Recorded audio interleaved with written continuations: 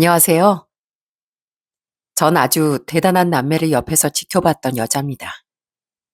그 남매는 바로 제 남편과 그 동생인 신우이였어요.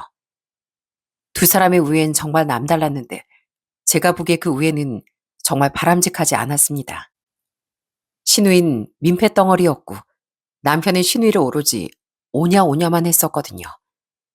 제 눈에 남편의 애정은 오히려 신우이를 망치는 것처럼 보였죠. 이젠 남이 된 그 지긋지긋한 남매에 대한 이야기를 이 자리 빌려 한번 이야기해 볼까 합니다. 전 어릴 적엔 참 풍족하게 자랐어요. 아빠가 사업을 크게 하신 덕분이었죠. 아빠 덕에 전 그 옛날에 첼로를 배우고 동생은 6살 때부터 무용을 배웠으니까요. 딸들을 많이 사랑하셨던 아빠는 우릴 공주처럼 키워주고 싶어 하셨어요. 하지만 제가 10살, 동생이 8살 때 아빠의 그런 바람은 무너지고 말았죠. 사업 보증을 잘못 썼다 아빠의 사업이 그만 폭삭 망해버렸거든요. 그리고 우리가 어둡고 습한 반지하 월세집으로 이사한 뒤 엄마와 아빠의 다툼이 잦아지기 시작했습니다. 내가 왜 당신 때문에 이 모양 이 꼴로 살아야 돼?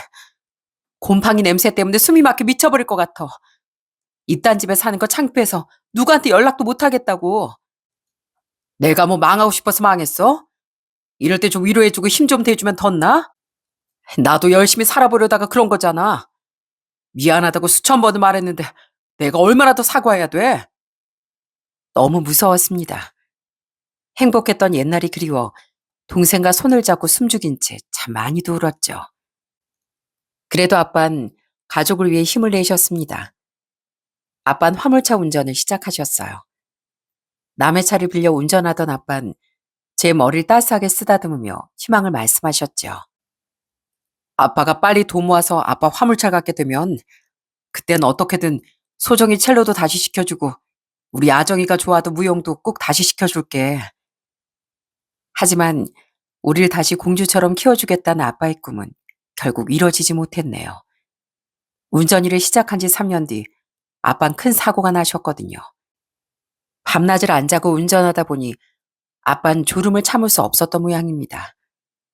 고속도로에서 졸음운전을 하게 된 아빤 엄청난 교통사고를 내고 말았어요. 다행히 다른 피해자는 없었지만 아빤 길로 왼쪽 다리를 절단하게 되셨죠. 그리고 아빠가 태어나던 날 엄마는 아빠에게 이혼을 요구하셨어요. 내 인생 불쌍해서라도 난 여길 탈출해야겠어. 다리까지 그 지경이 된 당신도 애들도 이제 내가 먹여 살려야 할 것 같은데 난 고생만 하다가 젊은 시절 다 보내고 싶지 않아. 엄만 끝내 아빠 이혼했고 우릴 버린 채 집을 나가버렸습니다. 그 뒤 엄마가 살았는지 죽었는지 우린 전혀 알 수 없었죠. 이후 아빤 그 몸으로 힘들게 폐지를 주우러 나가셨어요.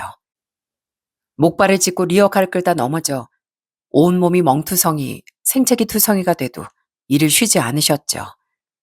자식들을 먹여 살리겠다고요. 그런 아빠의 삶이 너무 눈물겨웠습니다. 저와 동생은 그런 아빠를 위해 집안일을 다 하고 주말이나 방학엔 폐지 줍는 일을 도우러 나갔어요. 전 중학생 때부터 전단지 아르바이트를 했고 중학교 2학년 땐 식당에서 운 좋게 서빙 보조 아르바이트를 구했죠. 저희 아빤 한쪽 다리가 없는 장애가 있으시고요. 싸구리 의족 끼고 리어카 끌면서 폐지 주우세요. 엄만 집을 나갔고요.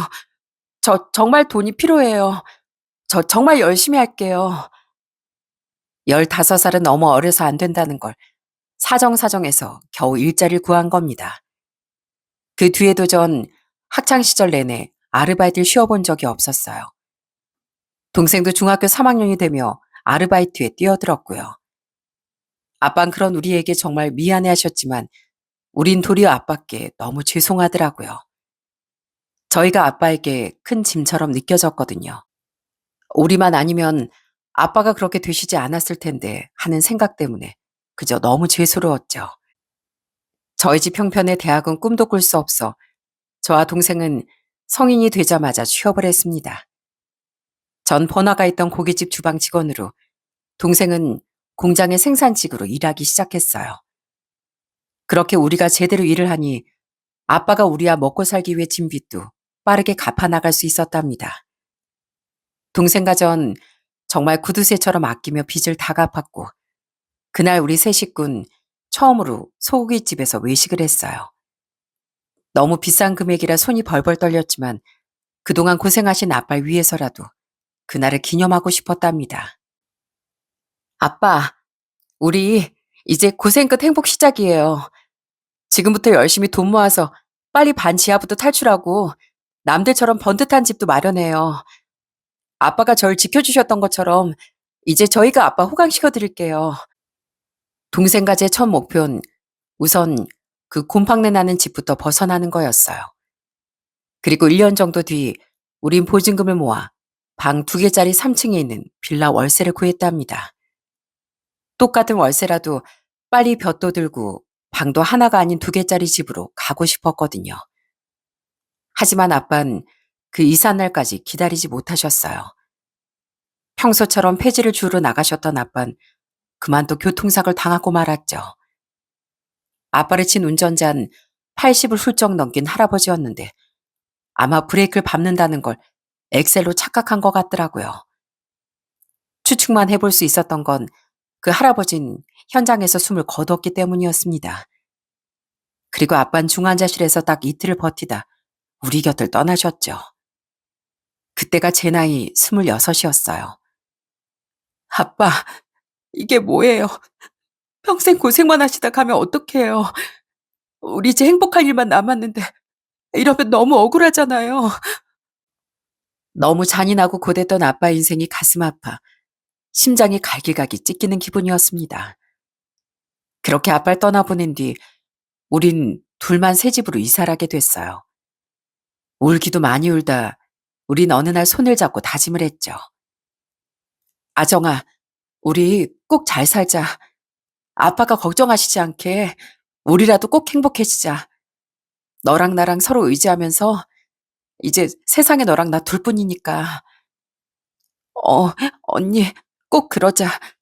그래야 우리 아빠가 하늘에서라도 편하게 지내실 수 있을 거야. 그때의 다짐대로 동생과 전 정말 더 열심히 살았습니다. 행복해지기 위해서요. 계속 다른 식당을 전전하며 일을 했던 전 돈을 모아 20대 후반에 직접 쭈꾸미 삼겹살 가게를 차렸습니다. 그리고 비슷한 시기에 동생 또한 인생의 전환기를 맞았어요. 새로 들어온 공장 관리자와 너무 맞지 않아 힘들어하던 동생은 자격증을 따서 계속 면접을 본 끝에 한 중소기업의 사무직으로 합격을 했죠. 한 번은 남들처럼 꼭 컴퓨터 앞에 앉아서 일해보고 싶었는데 나 너무 좋아 언니. 진짜 축하해. 난 네가 해낼 줄 알았어. 하나 아쉬웠던 건 동생과 떨어져야 했다는 겁니다. 우린 경기도 구리에 살았는데요. 동생의 회사가 서울에서도 우리 집과 거리가 너무 먼 곳에 있었기에 동생은 하는 수 없이 서울의 자취방을 얻어야 했던 겁니다. 그래도 우린 자주 연락하고 만나며 여전히 서로의 삶을 응원했습니다. 그러다 전 30대 초반에 결혼을 하게 됐죠. 남편은 다정이 아주 몸에 밴 사람이었어요. 그런 모습이 너무 좋았는데 그게 이유가 다 있었더군요. 내 여동생한테 하던 게 버릇이 된 것 같아. 내가 미연일 많이 애지중지하면서 돌봤거든.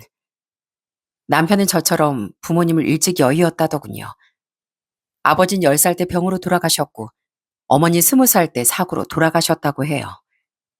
그래서 남편은 저보다 1살, 남편보다 4살 어렸던 시누이와 유달리 애틋했던 겁니다. 갓 대학생이 됐던 남편은 중학교 3학년이던 시누이를 동생이자 때론 딸처럼 키웠던 거죠. 언니 안녕하세요. 이야기 많이 들었어요. 엄청 착하고 좋은 사람이라고요. 앞으로 친하게 지내요. 연애 시절 남편은 제게 시누이를 인사시켜 주더라고요. 시누이는 듣던 대로 정말 해맑은 사람이었어요. 그리고 연애하다 보니 시누이는 종종 남편에게 용돈을 달라고 애교도 부리더군요. 남편은 아빠처럼 의지해서 그런지 하는 행동이 꼭 처럼 날 같더라고요. 걱정이야. 애가 돈을 좀 모으기도 하면서 살아야 하는데 버는 족족 다 쓰니까. 근데 너무 일찍 부모님 다 여의고 내 손에서 큰 생각을 하면 괜히 짠해서 용돈을 안 줄 수도 없어. 그래도 뭐 애가 나쁜 짓 하고 다니는 건 아니니까. 가끔 데이트할 때 남편은 갑자기 신우이를 부르기도 했습니다. 음식이 너무 맛있는데 신우이도 좀 먹이고 싶다면서요. 그럼 신우이는 또 냉큼 달려와 복스럽게 밥을 먹더라고요. 좀 당황스러웠지만 저를 언니 언니 하며 잘 따르길래 그냥 웃어 넘겼습니다. 제게도 남다르게 애틋한 동생이 있었기에 남편의 마음도 이해가 됐거든요. 좀 철이 없긴 해도 남편이 소중히 여기는 동생이니 저도 잘해주고 싶었고요. 언니, 아, 이젠 새언니라고 불러야겠죠? 새언니 헤어랑 메이크업 어디서 해요? 저도 거기서 같이 머리랑 화장하면 안 돼요? 이럴 때 보지 또 언제 하겠어요. 제가 언제 결혼할지도 모르는데요. 네? 아이, 오빠, 나 그래도 되지? 해줄 거지? 우리가 결혼할 때 신우인 자기도 제가 신부 화장을 받는 곳에서 비싼 머리와 화장을 하고 싶다고 조르더라고요. 남편은 또 그거 얼마나 하냐며 해주자고 하더군요. 솔직히 가격이 좀 되니 고민을 했지만 하도 남편이 해주자기에 알았다고 했습니다. 한복 해드리고 넥타이 해드릴 부모님도 안 계셨으니까요. 그리고 제 동생도 같이 해주려는데 동생은 끝까지 거절하더라고요. 됐어. 사람들이 언니 보러 오지 뭐 나 보러 오나? 결혼하는데 돈 많이 들었잖아. 나한테까지 돈 쓰지 말고 아껴. 그리고 이거 언니. 이야, 뭘 이렇게 많이 줘? 아니, 도로 넣어. 아니야. 언니 결혼하는데 내가 이 정도도 못 해줄까 봐? 얼른 받아, 언니. 그리고 꼭 잘 살아. 그런 동생은 축의금으로 무려 500만 원을 주더라고요. 가난에 치를 떨었던 동생은 평소 엄청난 구두쇠였는데 그래서 더 눈물이 핑 돌 정도로 고맙더라고요. 반면 신우인 축의금은커녕 그날 입을 예복도 사달라, 가방을 사달라 조르는데 제 동생과 비교가 되어 정이 좀 떨어졌습니다. 그전엔 해봤자 밥을 사주는 게 다였는데 생각보다 더 염치가 없는 사람인 것 같았거든요. 원래 결혼할 때 예단비도 보내고 막 그러잖아. 그런 돈 우린 하나도 안 썼으니까 내 동생 기분 좀 내게 해주자. 어? 처제도 해주면 되잖아. 그게 어디 한두 푼이야? 자기 돈으로 사면 되지. 왜 자꾸 우리한테 해달래? 들어주는 것도 정도 것이지. 내 동생 오히려 500이나 줬어. 헤어 메이크업도 안 받겠다는 애가 그런 걸 받겠어? 좀 적당히 해. 우리끼리는 아무 문제가 없었는데 신우이 때문에 남편과 좀 다투었습니다. 결국 남편이 하도 사정한 끝에 두 동생 다 정장 하나씩 맞춰주는 걸로 끝이 났네요. 그렇게 초반부터 신우에 대한 감정이 좀 틀어졌어도 우린 양가 동생을 잘 챙기며 살았습니다. 불러서 종종 밥도 해먹이고 좋은 곳에 놀러 갈 땐 제 동생이나 신우이와 함께 가기도 했고요. 우린 동생들에게 선물도 한 번씩 해줬는데요. 갈수록 신우에겐 뭘 해주기가 싫더라고요. 뭔가를 주면 고마워하며 꼭 되돌려 주려던 제 동생과 달리 신우인 요구하는 것만 더 많아졌거든요. 새언니, 저번 생일 때 선물해준 원피스 진짜 마음에 들었는데 이번에 보내준 한은 좀 별로였어요. 그런 건 제가 사 먹어도 되는데 인터넷 찾아보니까 그거 한 10 얼마밖에 안 하더라고요. 다음엔 그냥 저한테 물어보고 선물해 주세요. 원피스는 아가씨 생일이라 신경 쓴 거고 한우는 아무 날도 아닌데 그냥 남자친구랑 맛있게 먹으라고 보낸 거잖아요. 그렇게 말하면 주는 입장에선 또 챙겨주기 싫죠. 에이, 기분 나빠서요, 새언니? 원피스는 비싸고 한우는 기대에 못 미쳐서 그런 게 아니라 받는 사람이 좋아야 주는 사람도 더 좋을 것 같다 그런 거죠. 에이, 기분 푸세요. 그래, 여보. 기왕 챙겨주는 거 애가 받고 싶어 하는 거 주면 좋지 뭐. 애가 아기가 있어서 그러는 거 아니야. 아기가 있든 말든 그렇게 말하는 건 예의가 아니지. 살다 살다 한우가 얼마 안 한다는 말은 처음 들어봤습니다. 한우 집에서 외식한 날 남편이 신우이도 먹이고 싶다고 노래 부르길래 신우이와 동생 집으로 한우 세트를 보냈었거든요. 아무 날도 아닌데도요. 그랬더니 저렇게 말하는데 그 주둥이를 찰싹 때려주고 싶더라고요. 신우인 항상 그런 식이었습니다. 갈수록 얄미워진 신우에게 쓴소리하면 남편은 득달같이 신우이 편을 들었고요. 그리고 남편은 갈수록 은근히 신우에게만은 더 잘해주고 싶어 하더라고요. 용돈을 챙겨줘도 신우에게 10,000원이라도 더 주고 싶어 했고, 은근슬쩍 저 모르게 신우에게만 선물을 보낸 적도 있었고요. 오히려 주는 거 내 동생이 더 많은데 왜 자꾸 아가씨만 더 챙기려고 해? 그러면 나도 아가씨한테 마음 곱게 못 가져. 아니, 처제는 야무지고 알뜰한데 내 동생은 안 그러잖아. 그러니까 얼마나 쪼달리겠어. 당신 이해 좀 해줘. 쪼들리면 쪼들리지 않게 아끼는 법을 배우라고 해야지. 아가씨 나보다 고작 1살 어려. 당신 그거 아가씨 버릇 나빠지게 만드는 거야. 적당히 해야지. 당신 동생 아니라고 너무 쉽게 말하는 거 아니야? 내 동생 어릴 때 고생 많이 하고 컸어. 최소한 처젠 어른 될 때까지 아버지라도 계셨잖아. 근데 내 동생은 고작 16세 부모님을 다 잃었다고. 그래서 내가 좀 챙겨주고 싶다는데 꼭 말을 그렇게 해야 돼? 진짜 서운하다 당신. 저도 사람이니 서운한 마음에 말을 했었는데요. 처음엔 살살 웃으며 절 설득하던 남편은 나중엔 오히려 절 나쁜 사람 취급하더라고요. 정말 어이가 없었죠. 그런 남편은 저희가 결혼한 지 2년 뒤 시누이가 결혼할 때 정말 집안 기둥뿌리라도 뽑아주고 싶어 하더라고요. 정신 나갔어? 뭔 대출까지 받아서 1억을 해줘. 아가씨 결혼할 때 주려고 결혼 전에 적금 들어놓은 거 2천 있다며. 그거면 혼수는 충분히 다 살 텐데 그거면 되지. 매제될 사람이 집에서 1억이나 지원해 준다잖아. 거기에 매제 돈 또 1억까지 보탠다잖아. 미연인 모아둔 돈도 없는데 2천 가져갔다가 애가 시집살이라도 당하면 어떡하라고. 그럴 집안이면 애초에 시집을 보내면 안 되지. 이건 너무 과해. 여보, 어? 나중에 처제 결혼할 때도 그렇게 해주면 되잖아. 나도 아정이한테 어느 정도 해주겠지만 1억은 말도 안 돼. 우리가 형편이 되는 것도 아니고 이 집부터가 전세인데 무슨 1억을 해줘. 결혼을 했으면 당신 가정도 생각을 해야지. 그렇게 동생한테 다 해주고 싶으면 나랑 결혼을 하지 말던가. 꼭 말을 그렇게 해야 돼? 당신도 소중하지만 미연이도 내 하나뿐인 동생이잖아. 난 당신의 하나뿐인 아내야, 이 인간아. 적당히 하지. 형편도 안 되는데 어떻게 1억을 해준답니까? 결국 남편은 결혼 전에 모아둔 2천에 기어코 500을 더 주더군요. 그 정도는 그냥 저도 이해해 주었습니다. 그래도 신우이가 집도 좀 살고 마음도 넓은 남자 결혼에 다행이라고 생각했는데요. 신우인 결혼하고 나서 더 철없이 굴더군요. 결혼 후 아이를 갖겠다며 바로 일을 그만둔 신우인, 심해부가 벌어온 돈으로 아주 신나게 사치를 즐겼어요. 당연히 신우의 시부모님도 심해부도 그런 신우이를 곱게 볼 수가 없었고요. 신우인 점점 부부싸움이 잦아지는 것 같았고 우리 만날 때도 두 사람은 언쟁을 하곤 했습니다. 형님, 제가 이상한 겁니까? 연애할 땐 철없는 게 귀여워 보였죠. 근데 결혼하자마자 바로 일부터 관두고 제가 벌어오는 돈 한 푼도 남김없이 자기 사치하는 데 써제낄 줄 누가 알았겠어요? 저희 부모님 집에 가도 손가락 하나 까딱 안 해서 부모님도 엄청 화나셨고요. 내가 당신 부모님 집 가서 집안일 하려고 결혼했어? 난 정 같은 거 못 붙여. 우리 집은 제사 안 지냈단 말이야. 일은 임신 준비하려고 일 그만둔 거지. 돈도 뭐 남자가 쪼잔하게 여자 좀 쓴다고 아까워하냐? 당신이 능력을 더 키우면 해결될 일이잖아.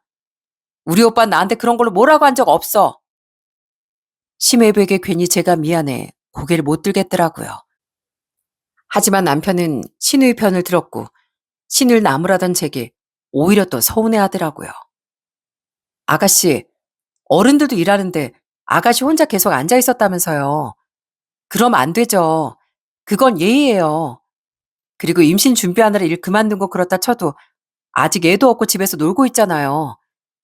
그럼 최소한 남편이 벌어온 돈으로 살림이라도 알뜰하게 해야지.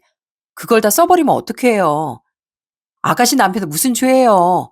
아우, 정신 좀 차려요. 그만해 당신. 그래도 당신의 애 편을 들어줘야지. 매제 앞에서 미연이 자존심 상하잖아. 매제, 우리 미연이가 좀 철없는 거 알잖아. 매제가 좀 예쁘게 봐줘. 어? 부모님 앞에서 미연이 편도 좀 들어주고. 심해부에게도 신우이를 감싸기만 했으니 심해부가 남편 또한 좋아했겠습니까? 심해부는 점점 우리에게도 거리를 두었고 결국 신우이는 결혼한 지 2년 만에 이혼을 당했습니다. 기가 막히게도 임신 핑계로 일을 그만뒀으면서 몰래 피임을 하고 있었다고 하더라고요. 결국 맨몸으로 이혼당한 신우이는 갈 곳도 없어 저희 집으로 왔습니다. 솔직히 신우이가 너무 한심해서 받아주고 싶지도 않았는데요. 남편과 신우이가 간절하게 애원하더라고요. 새언니, 저 진짜 여기 아니면 갈 데가 없어요. 그러게 내가 계속 말했죠? 제발 정신 차리라고요. 내 말은 다 귀등으로 듣던 이게 뭐예요? 우리 집에 있으면 뭐 여기서도 아무것도 안 하고 빈둥거리려고요? 아가씨 남편 다음에 우리가 아가씨 먹여 살려야 되는 거예요? 난 그렇게 못해요. 아니에요. 저 집안일도 열심히 하고 일도 할게요. 그, 저 새언니 가게에서 일 시켜주면 진짜 열심히 할게요. 네? 네, 가게에서요? 네. 실은 대학도 전문대 나와서 다시 취업하려니까 오라는 데도 없단 말이에요. 저 일 시켜주시면 진짜 열심히 할게요.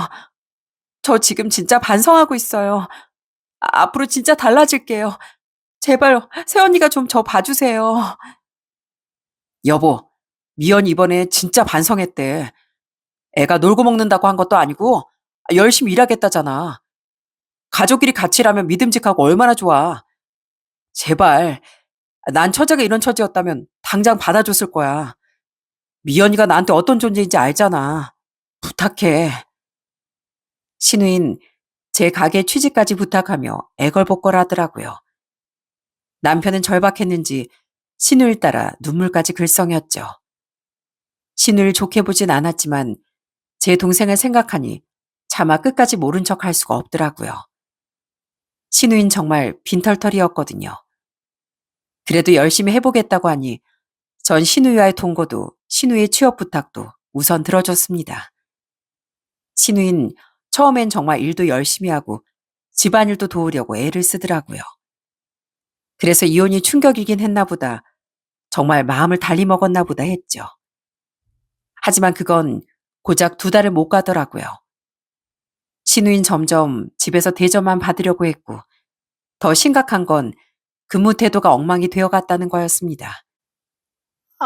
아가씨, 지금 뭐 하는 거예요? 손님들도 있는데. 아니, 집에서 나올 때 보니까 엄지발톱에 매니큐어가 좀 까져 있더라고요. 일하는 내내 그게 자꾸 신경이 쓰여서 이것만 금방 바를게요. 제정신이에요? 빨리 뚜껑 못 닫아요? 냄새 나잖아요. 그리고 어떤 직원이 손님들 다 보는 데서 그런 거래요. 일이 우스워요? 치, 그래도 새언니가 사장이니까 봐줄 수도 있는 거 가지고 다른 직원들 다 보는데 민망하게 그렇게 화를 내야 돼요? 알겠어요. 내 말 명심해요. 가족이고 뭐고 일터에선 그냥 사장 직원이에요. 돈 받고 일하면서 일은 똑바로 해야죠. 신우인 갈수록 골칫거리가 돼갔습니다. 사장 가족이라며 은근히 다른 직원들에게 일을 떠밀고 자긴 당당히 의자에 앉아 휴대폰을 보더라고요. 전 주방과 홀을 왔다 갔다 했는데 그런 신우를 보고 화를 낸 게 한두 번이 아니었죠. 다른 직원들에게 신우가 일을 미루면 혼내라고 말을 했지만 아무래도 제 가족이라 좀 불편했나 보더라고요. 한 번은 신우이가 손님들 있는 홀에서 발톱에 매니큐어를 바르고 있는 걸 보고 경악한 적도 있었답니다. 당연히 손님들의 인상을 쓰고 있는데 정작 신우인 룰루랄라 콧노래까지 부르고 있더라고요. 또 한 번은 손님이 부르는데 들은 척도 않고 통화를 하고 있기도 했고요. 이봐요.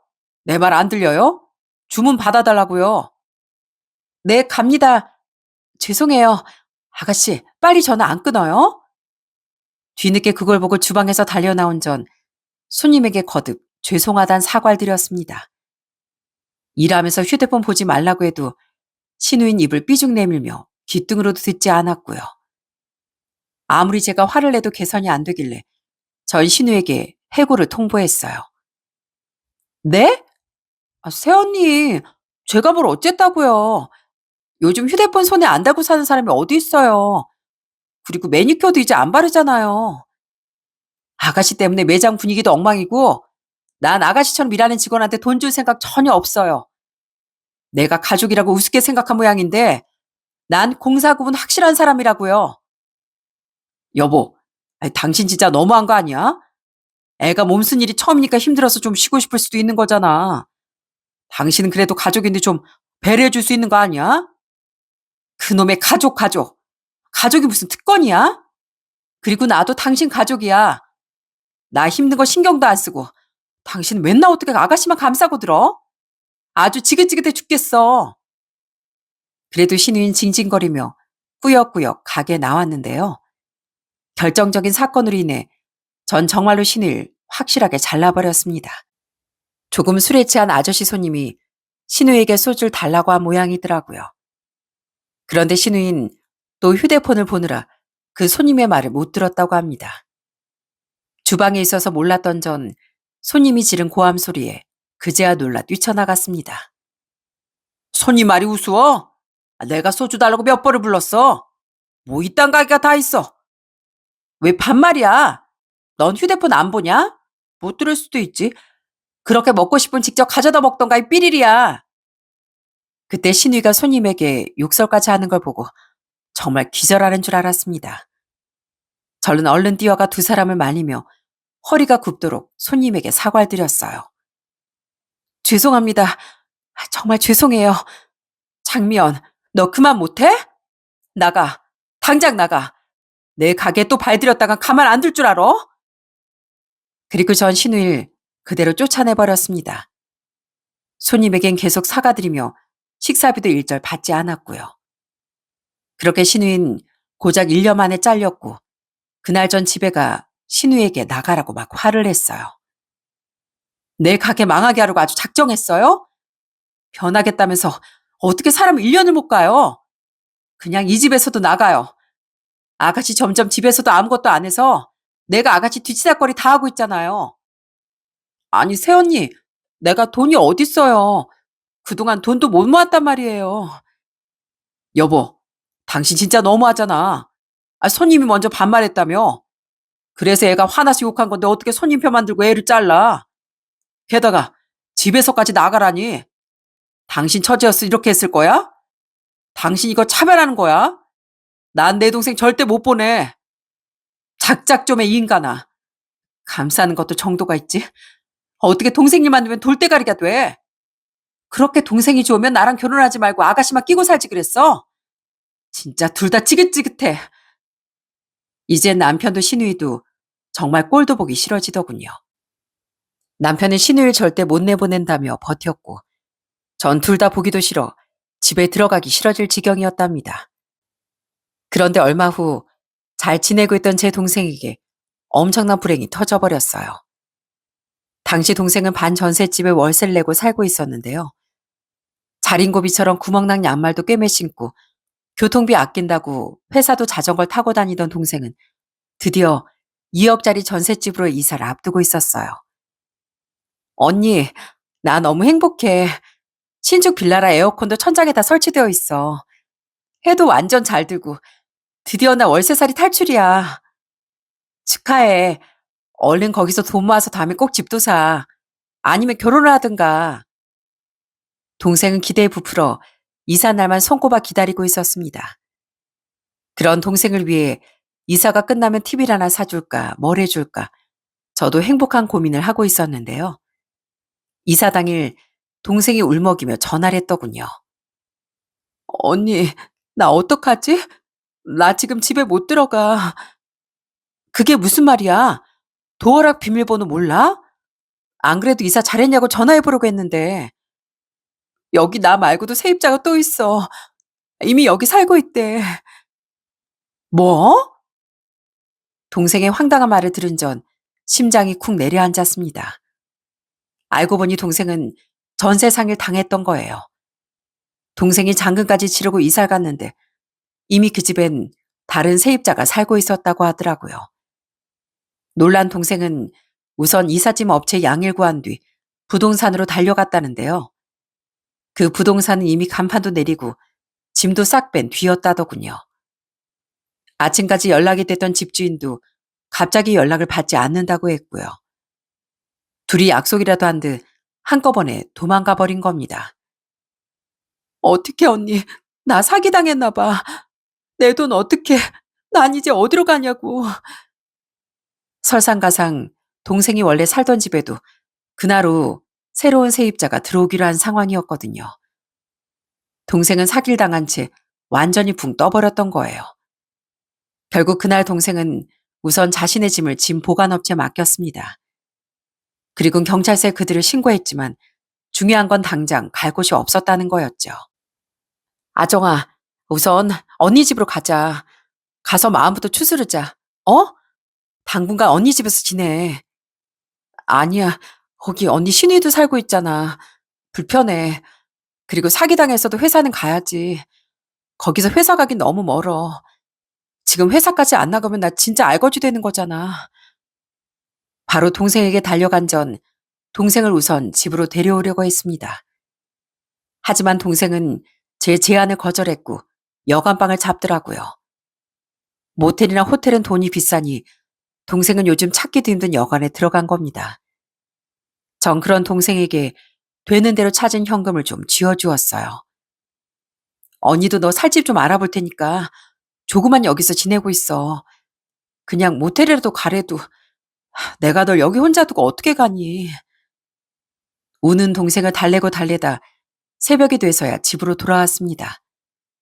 남편에게 이야기를 했더니 기가 차게도 반응이 시큰둥하더라고요. 그래? 안 됐네. 그놈은 아직 제가 신우를 해고하고 쫓아내려 한 일로 완전히 기분이 상해 있었거든요. 그래도 제 동생에게 그런 큰일이 생겼다는데 반응이 너무 기분 나쁘더라고요. 우선 동생에게 온 신경이 쏠려 있던 전 계속 동생에게 연락해 경찰 조사 상황도 물어보고 동생의 기분도 살폈습니다.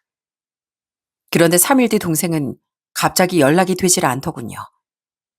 그날 유독 꿈자리가 뒤숭숭해서 영 불길하더라고요.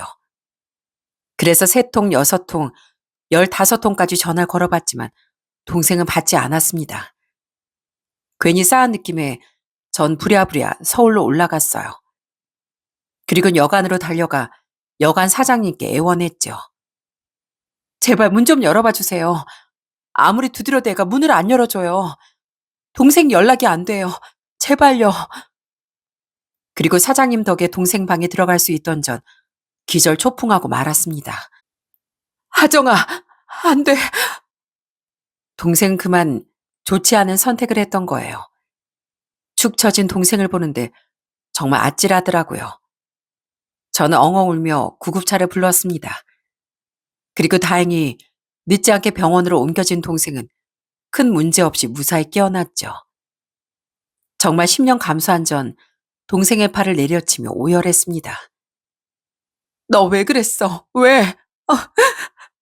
미안해 언니. 너무 막막해서 그랬어. 그 돈을 내가 어떻게 모았는데 난 이제 어디서 어떻게 사나. 그래서 막막했어. 예전에 아빠가 딱 이런 심정이었구나 싶어서 아빠도 너무 보고 싶고 그냥 다 내려놓고 싶었어. 그걸 말이라고 해? 네가 그렇게 아빠를 보러 가면 아빠가 얼마나 억장이 무너지셨겠어? 왜 막막해? 너한테 내가 있잖아. 내 동생 길바닥에 나 함께 안 해. 아빠 기억 안 나? 어떤 상황에서도 최선을 다해 살려고 하셨잖아. 너도 그럴 수 있어. 언니가 도와줄게. 다신 이런 짓 하지 마. 동생은 그런 제게 미안하다며 엉엉 울었습니다. 동생은 3일 정도 입원해야 했고 전 우선 집으로 돌아왔어요. 그리고 여관 같은 곳에 있으면 동생이 또 나쁜 생각을 할 수도 있을 것 같다. 동생이 지낼 월세방이라도 빨리 구해줘야겠다고 생각했죠. 어쨌든 큰돈 들어가는 일이었기에 전 남편에게 그 얘기를 꺼냈습니다. 그런데 글쎄 이 인간이 뭘 하는 줄 아세요? 남편은 제 동생 걱정은커녕 인상을 쓰더라고요. 요즘 누가 그렇게 전세 사기를 당해. 사기당한 사람이 잘못이지. 요즘 서류 월세 짓고 하려면 최소 보증금 1,000은 있어야 할 텐데 절대 안 돼. 내 동생 결혼할 때 당신도 돈 못 해주게 엄청 반대했잖아. 뭐? 1억이랑 1,000만 원이랑 같아? 2천이야 당신 결혼 전에 모은 돈이라지만 500은 나랑 결혼하고 나서 같이 모은 돈에서 준 거잖아. 그리고 내 동생은 우리 결혼할 때도 축의금으로 500만 원이나 줬어. 그렇게 합하면 1000만 원 정도는 내 동생 도와줄 수 있는 거 아니야? 그리고 어차피 보증금은 나중에 돌려받는 돈이잖아. 내 동생이 그런 선택까지 했다는데 어떻게 당신 그렇게 말해? 아가씨 때문에 기분 나빴다고 시해하는 것도 정도가 있지. 아무튼 안 돼. 내 동생은 쫓아내려고 하면서 처제한테 집을 구해준다고? 어림없는 소리 하지도 마. 10원 한 장 쓰면 바로 이혼이야? 그래 해. 이혼. 난 당신보다 내 동생이 훨씬 중요하니까. 진짜 없던 정도 다 떨어지더군요. 이혼하자길래 바로 그러자고 대답한 전 다음날 서울로 올라가 마음대로 동생이 지낼 월세집을 구했습니다. 바로 입주 가능한 풀옵션 오피스텔로 말이죠. 그리고 동생에게 말하니 동생은 왈칵 눈물을 터뜨리더라고요. 고마워 언니. 내가 정말 면목이 없어. 하늘 아래 너랑 나 둘뿐인데 당연히 내가 도와야지. 네 옆엔 항상 이렇게 언니가 있으니까 너 더는 나쁜 생각하지 마.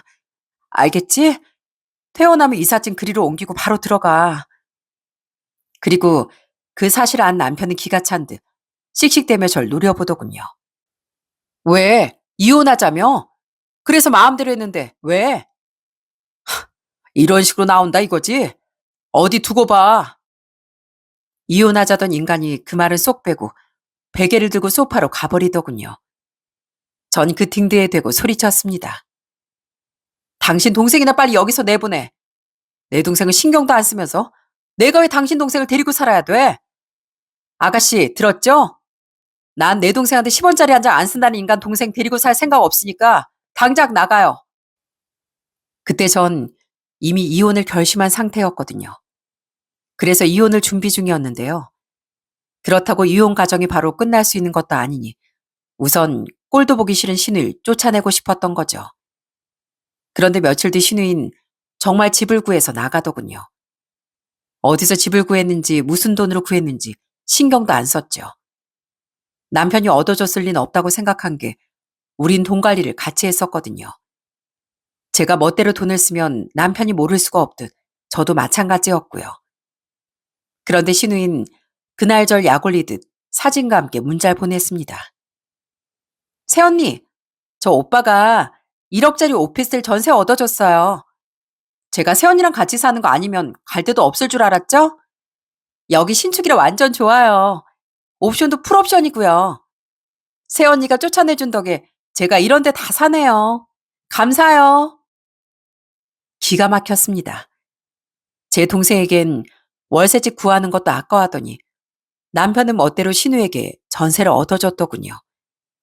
정확히 누리와 같은 구리에 9,700만 원짜리 원룸형 오피스텔을 전세로 얻어줬다고 하더라고요. 전 그 즉시 남편에게 대체 무슨 돈으로 집을 구해줬냐고 따졌습니다. 그런데 남편은 당황도 하지 않고 뻔뻔하게 이러지 않겠어요? 풀로 대출받았는데 당신도 멋대로 처제한테 집 해줬잖아. 그래서 나도 해줬어. 뭐가 문제야? 아무리 생각해도 미연이 결혼할 때 내가 너무 적게 해준 것 같아서 이번 기회에 제대로 해줬어. 당신이 내보내라며. 그래서 집을 구해준 건데 뭐 문제 있어? 어이가 없었습니다. 남편은 그 큰 돈을 대출을 받았던 거죠. 제가 동생에게 월세집을 얻어준 일로 앙심을 품고 치사하게 나왔던 겁니다. 이미 그렇게 갈 때까지 간 인간에게 전 바로 서랍에서 이혼서를 꺼내 집어던졌어요. 야, 이거나 받아. 내가 변호사한테 상담부터 좀 받고 주려고 했는데 도저히 못 참겠다. 이게 뭔데?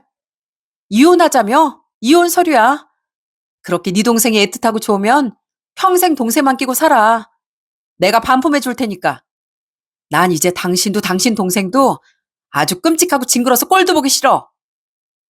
남편은 이혼서를 집어들더니 어이없는 표정을 짓더라고요. 자기가 이혼 얘기를 꺼냈다고 제가 진짜 이혼하자고 할 줄 몰랐던 모양이었죠. 전 그런 그놈에게 악담을 퍼부었습니다. 당신은 당신 동생을 대단히 아껴주고 있는 줄 알지? 아니, 당신 때문에 당신 동생이 더 개차반이 된 거야. 괜히 자식 오냐오냐 키우는 거 아니라고 하겠어? 염치 없고 뻔뻔하고 게으르고 한심한 당신 동생은 당신이 만든 결과물이야. 창피한 줄 알아. 뭐? 내 동생에 대해 함부로 말하지 마. 걔가 얼마나 착한 앤데 어디서 함부로 입을 놀려? 그 입 다물어. 확 진짜 쳐버리기 전에. 그래. 어디 그 한심한 동생만 평생 끼고 사세요. 난 당신도 당신 동생도 징그러서 발 뺄 테니까. 경고하는데 당신 언젠가 그 동생 때문에 망하는 날 올 거야. 알겠어? 웬만하면 당신 동생 집으로 가든 뭐라든 이혼 마무리 되기 전이라도 일찍 내 눈앞에서 좀 살아주면 좋겠네. 제발. 그래. 해, 이혼. 하면 되잖아. 나야말로 내 가족 함부로 여기는 여자랑 더는 못 살아. 그놈은 바로 짐을 싸들고 정말 집을 나가더라고요. 자기가 얻어준 신우의 집으로 간 건지 다른 데로 간 건지 모르겠지만 아주 땡큐였죠. 그 뒤 우리의 이혼은 일사천리로 진행됐습니다. 재산 분할도 제게 좀 더 유리하게 진행됐고 그렇게 우린 결혼 5년 만에 파경을 맞게 됐어요. 우리 남편과 저 둘 다의 문제로 꾸준히 시험관을 시도했지만 아이가 생기지 않았는데요. 그게 오히려 하늘이 도와준 천운처럼 느껴지더라고요. 그런데 말이죠, 여러분. 지금은 시간이 2년 정도 지났는데요. 아주 대반전이 펼쳐졌답니다. 여러분 사채 아시죠? 일하기 싫고 그냥 놀고 먹고만 싶었던 신우인 간독그지 생활비를 충당하기 위해 글쎄 사채를 썼나 보더라고요. 직장이 없으니 은행 대출 받기도 쉽지 않았을 테니까요. 그마저도 직업도 담보도 없이 사채업자 한 사람에게 큰돈을 빌리긴 쉽지 않았는지 신우인 무려 4군데에서 도합 2천만 원을 빌렸다고 합니다. 처음엔 한 곳에서 몇백을 빌렸다가 그 빚을 갚지 못해 다른 곳에서 또 돈을 빌리는 시기였다는 거죠. 개중엔 돈을 매일 갚아야 하는 것도 있었고 주마다 갚아야 하는 것도 있었던 모양인데요. 사채는 엄청난 고금인 거 아시죠? 돈을 갚기 위해 다른 사채업자에게 돈을 빌려 돌려막고 사채업자들을 피해 도망다니길 반복했던 신우의 빚은 눈덩이처럼 불어 거의 6천만 원이 되었다고 하더라고요. 이자가 어느 정도였는진 잘 모르겠지만요. 제가 이걸 어떻게 알게 되었냐면요. 얼마 전 전 남편에게 전화가 왔었거든요. 모르는 번호로 전화가 3통이나 오길래 누군가 싶었더니 술 취한 그놈이었던 거예요. 전 남편은 듣기도 싫게 훌쩍거리며 그렇게 자기 신세 한탄을 하더군요. 그러니까 전 남편은 철도 없고 겁도 없이 사채를 쓴 신우이 때문에 완전히 독박을 쓴 모양이었어요. 사채 쓸 때 돈 안 가고 틀 때 대비해서인지 가족 연락처나 집 주소 직장 같은 걸 다 알아놓나 봐. 애가 계속 돈을 안 갚으니까 대신 돈 갚으라고 사채업자들이 우리 집에 찾아왔더라. 걔 집은 원룸이라 나랑 따로 살고 있었거든. 그리고 우리 회사까지 막 쫓아오더라고. 그래서 미연이가 사채 쓴 걸 알게 된 거야. 놀라서 걔한테 전화를 걸었더니 미안하다고만 하다가 그 뒤로 내 전화도 안 받고 집에 찾아가도 없어. 그렇게 걔가 잠적해버려서 나만 완전 개고생, 개망신 다 당했어. 잠적한 신우이 대신 돈을 갚으라며 사채업자들은 전 남편을 지독히 괴롭혔다고 합니다. 찾아오지 말라고 화도 내고 애원도 해보고 경찰까지 불러도 소용이 없었다고 해요. 신고를 해도 다음엔 다른 사람을 보내거나 다른 사채업체에서 찾아오걸 반복했으니까요. 대표님한테 불려가서 욕도 작살나게 먹었어. 사채업자들 때문에 중요한 거래까지 무산됐거든. 사채업자들 드나드는 회사를 뭘 믿고 신용을 하겠냐고. 이미지 다 망가지고 퇴사하라고 압박도 엄청 들어오는데 죄송하다고 싹싹 빌어서 겨우 버텼어. 나도 먹고는 살아야 되니까. 결국 그 돈 내가 다 갚았어. 그것도 싹싹 빌고 합의해서 조금이나마 깎아서. 미연이 걔 때문에 진짜 거지되고 망신당하고 이게 무슨 꼴인지. 그렇게 돈 다 갚았으니까 그제서야 미안하다고 막 찾아오더라. 역시 오빠밖에 없다고. 너무 화가 나서 나도 모르게 뺨따구를 날려버렸어. 걔가 어떻게 나한테 이럴 수가 있어? 내가 지를 얼마나 위해줬는데. 지 때문에 이혼까지 했는데. 결국 전 남편은 그렇게 아끼던 자기 동생 때문에 돈 잃고 이미지까지 실추된 분풀을 제대로 했다고 하더군요. 난생 처음 손찌검을 당한 신우인 놀라서 반격을 했다고 하고요. 그렇게 서로 죽고 못 살던 남매는 몸싸움까지 하다 사이가 완전히 악화돼 지금은 아예 안 보고 살고 있다고 합니다. 전 남편은 빚내서 얻어준 신우이 전셋집까지 빼버렸다고 하더라고요. 그렇게 유난을 떨더니 아주 개판이 난 거죠. 제 예언대로 전 남편은 정말 신우이 때문에 망한 겁니다. 처음엔 그냥 끊어버리려다 패가망신한 스토리가 좀 흥미진진해서 그놈의 말을 계속 듣고 있었는데요.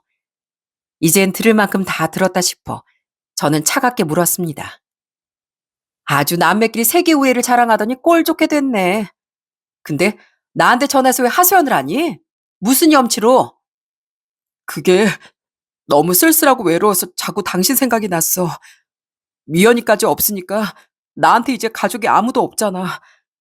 미연이 나한테 맨날 바라기만 하고 내 뒤통수까지 쳤는데 당신은 달랐어. 나 생각해서 내 동생도 챙겨주고 내조도 잘해주고 미연이 취직까지 시켜줬었는데 당신이 진짜로 날 생각해주는 가족이었는데 그걸 내가 너무 늦게 깨달았어. 그래서 당신 목소리가 너무 듣고 싶더라고. 그때 미연이 너무 오냐오냐 하지 말라는 당신 말 들을걸. 전 남편이 이제와 사무치게 후회를 하고 있는 모양이더군요. 전 이미 떠난 버스를 아쉬워하고 있는 그놈에게 유명한 말을 건네주었답니다. 있을 때 잘하지. 이미 버스 떠났어. 내 생각에 난 최소한 당신 동생보단 당신을 생각하는 제대로 된 가족이었던 것 같거든? 그러니까 당신도 이렇게 후회하고 있는 거겠지. 근데 당신은 나한테 전혀 좋은 가족이 아니었어. 오히려 해악만 끼친 악연이었지. 그래서 난 당신이랑 이혼한 거 하나도 안 아쉽고 지금 이 순간도 빨리 끊고 번호 차단할 생각밖에 없어. 겨우 행복해진 내 인생에 잿바구리 생각하지도 말고 앞으로는 이딴 전화 하지도 마. 끊어. 그렇게 전 자기 동생과도 연을 끊고 패가망신한 전 남편의 번호를 차단해버렸습니다. 이혼 직후 원래 그놈의 번호를 차단했을 때와 마찬가지로 아무 망설임 없이요. 그 이야기를 동생에게 해주었더니 동생은 고개를 절레절레 흔들며 혀를 차더라고요. 잘했어. 2번 다시 그런 사람 상종도 하지 마, 언니. 언니 시간이 아까워. 저와 동생은 제가 이혼한 지 2달 정도 지난 후부터 함께 살고 있답니다. 그때 당시 전 여전히 동생이 걱정되어 자주 연락도 하고 집에도 자주 찾아갔는데요. 어느 날 동생이 이러더라고요. 언니, 나 회사 그만두고 언니네 가게에서 일하면 안 돼? 저번에 왜 믿을 사람 구하기 너무 힘들다고 했잖아. 그렇게 언니 가게에서 일하면서 나 언니랑 같이 살면 안 될까? 정말? 아이, 언니야 너무 좋지. 근데 너 자격증까지 따면서 지금 회사 힘들게 들어갔잖아. 그거 그만두고 언니랑 일해도 괜찮겠어? 그래봤자 그냥 돈 벌려고 한 일이지 뭐. 물론 일하는 재미도 있고 보람도 있지만 나한테 지금 제일 필요한 건 안정이랑 위로인 것 같아. 혼자 있으니까 자꾸 울적한 생각만 들어서 언니가 너무 보고 싶더라. 언니, 나 이제 그만 힘들어하고 언니 옆에서 새로 시작하고 싶어. 에휴, 그까짓 돈 그냥 처음부터 없었다고 생각하고 다시 모아보려고.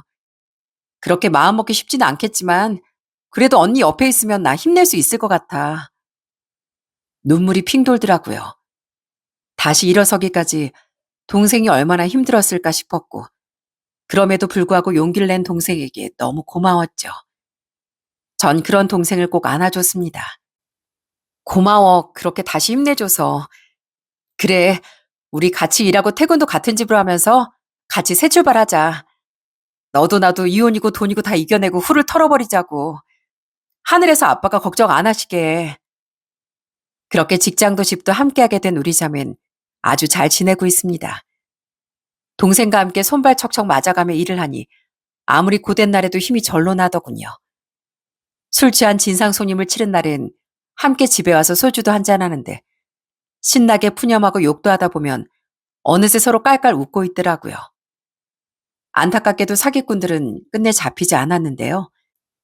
제 동생뿐 아니라 수많은 사람의 피눈물 위에서 웃고 있을 그들에게 제발 천벌이 내리길 우리는 빌고 또 빌고 있습니다.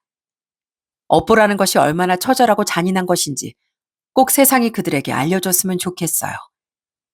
전 앞으로도 이렇게 동생과 힘을 내 씩씩하게 살아가려고 합니다. 동생이 언젠가 좋은 남자를 만나 결혼하거나 제가 또 다른 인연을 만나더라도 저희 자매는 항상 서로에게 이렇게 힘이 되어줄 거랍니다. 하늘에 계신 아빠가 걱정하시지 않도록이요. 부디 언젠가 동생은 저와 달리 꼭 좋은 사람을 만나 저 말고도 진정한 가족이 생길 수 있었으면 정말 좋겠습니다. 가족이라는 게 누군가에게 무한한 힘이 되어줄 수 있지만 누군가에겐 그 반대가 될 수도 있다는 게 참 아이러니한 것 같아요. 좋은 사람이 있으면 또 나쁜 사람이 있는 것처럼 누가 정말 날 위해주는 사람인지 현명한 판단을 내리는 게 가장 중요한 것 같고요. 정말 좋은 인생을 살고 싶다면 말입니다. 여러분 곁엔 부디 좋은 가족이 함께하고 있길, 그리고 여러분 또한 가족의 인생을 망치는 것이 아닌 힘이 되어주는 좋은 가족이 되시길 바라겠습니다. 전 여기서 이만 사연을 마쳐보겠습니다. 들어주셔서 감사합니다.